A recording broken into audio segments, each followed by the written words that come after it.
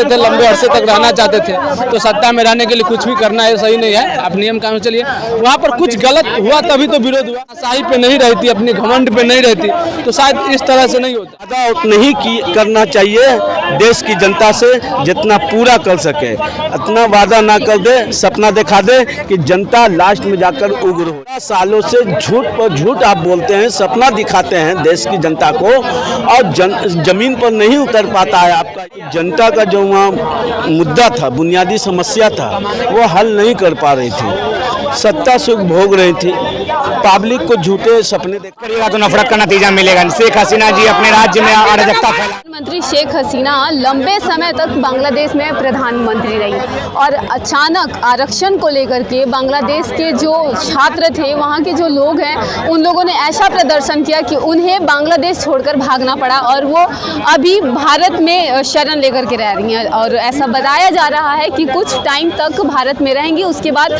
London के लिए रवाना हो जाएंगी भारत से ही। तो आइए जानते हैं कि यहाँ के लोगों की क्या राय है इस पर।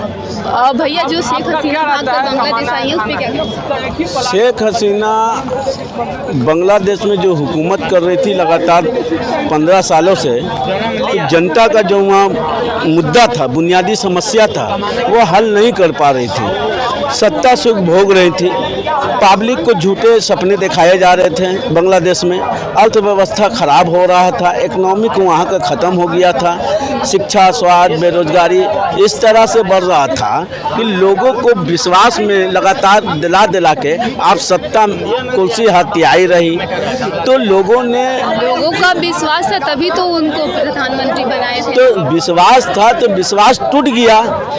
विश्वास कब तक करेगा? 15 सालों से झूठ पर झूठ आप बोलते हैं, सपना दिखाते हैं देश की जनता को, और जमीन पर नहीं उतर पाता है आपका योजना या कोई भी मामले, तो जनता उग्र हो जाता है। मैडम, श्रीलंका का भी ऐसा ही हाल हुआ था, समझ गए? तो ये हाल शेख हसीना माननीय प्रधानमंत्री जो बांग्लादेश की है, उनके साथ भी होगा। उनको देश छोड़ना पड़ गया, देश छोड़ के दूसरे देश में भागना पड़ गया उनको। तो उग्र है वहाँ का प्रदर्शन जायज, मगर आपके सोशल मीडिया के जरिए कहना चाहते हैं किसी धर्म विशेष को टारगेट आंदोलन में शामिल ना किया जाए। ये वो प्रदर्शन जिस बात को लेकर है, उस बात को आरक्षण को लेकर है, या जो भी बुनियादी समस्या है वहाँ उसको लेकर है, तो उसको कोशिश कीजिए कि सरकार लोकतंत्र के जरिए फिर से चुना जाए बांग्लादेश में, और वहाँ एक सेकुलर सरकार बने जो सभी जाति, धर्म, मजहब का रहने वाला जो बांग्लादेश में लोग हैं, उन सभी का ख्याल करते हुए एक अच्छी सरकार बने, ताकि एक अच्छा माहौल कायम हो सके। जो उग्र प्रदर्शन कर रहे हैं, आप प्रदर्शन कीजिए, राइट है प्रदर्शन करना, मगर सरकार का खिलाफ प्रदर्शन कीजिए, आप नेता के प्रति प्रदर्शन कीजिए, किसी पब्लिक के विशेष प्रदर्शन नहीं कीजिए, या किसी धर्म को टारगेट नहीं कीजिए। इसका मैं विरोध करता हूं, और शांति से प्रदर्शन कीजिए, यही हम चाहते हैं।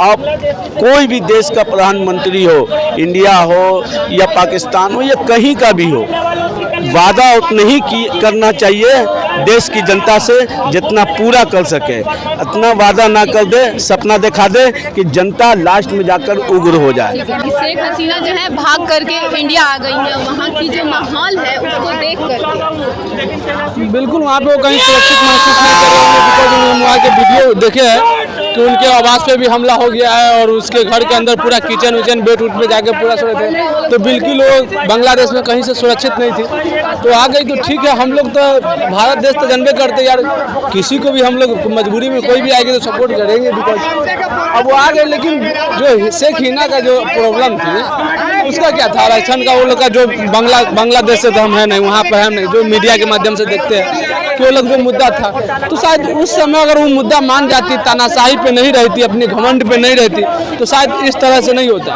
और वहाँ पे थोड़ा यानी कि वो बांग्लादेश में तानाशाही चला रही, शायद तानाशाही चला ही रहती, तभी तो इतना हुआ। लंबा अरसा से वो वहाँ की प्रधानमंत्री है। लंबे अरसे से थे, इसीलिए तो बता रहे हैं ना, लंबे अरसे से, इसलिए मतलब रहना ही चाहते थे, लंबे अरसे तक रहना चाहते थे। तो सत्ता में रहने के लिए कुछ भी करना है सही नहीं है, आप नियम कानून चलिए।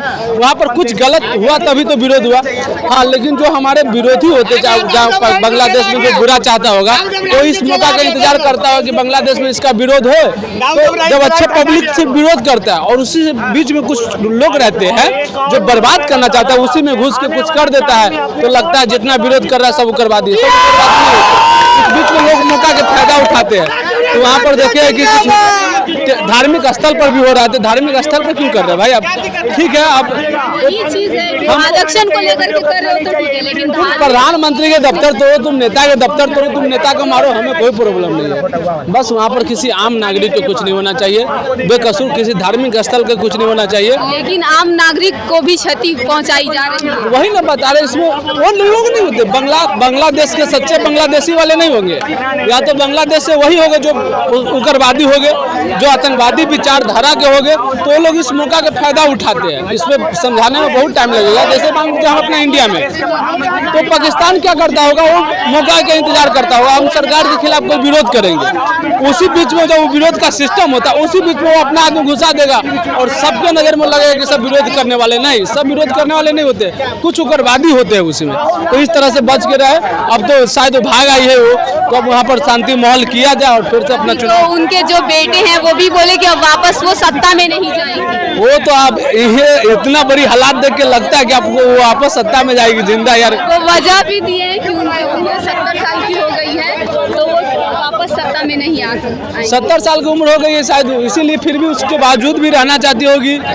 2024 में वो चुनाव भी जीती थी, प्रधानमंत्री चुनाव जीती थी, इतना जल्दी कुछ हो जाना प्रधानमंत्री के खिलाफ, इतना जल्दी हो जाना। अच्छा, एक और सवाल ये है कि क्या ये कयास लगाया जा सकता है कि ऐसा स्थिति कुछ इंडिया में हो सकती है, क्योंकि लालू प्रसाद जी जो है उन्होंने भी बोला है कि 15 अगस्त तक भारत का भी जो प्रधानमंत्री है वो बदल जाएंगे, भारत का भी तख्ता पलट हो जाएगा। क्या तख्ता पलट हो भी सकता है, वो अलग बात है, क्योंकि विपक्ष भी मजबूत है इस बार।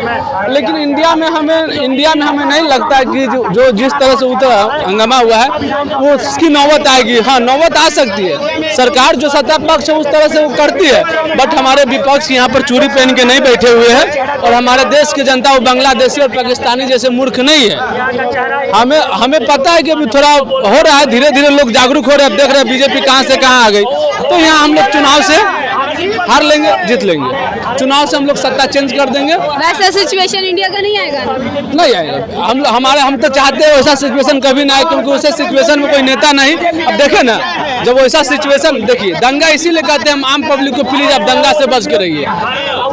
बांग्लादेश में दंगा हुआ है, शेख हसीना प्रधानमंत्री थी, पैसे वाली थी, मंत्री थी, वो बच के चले आए, लेकिन वहाँ के आम पब्लिक मारा गया कि नहीं मारा गया?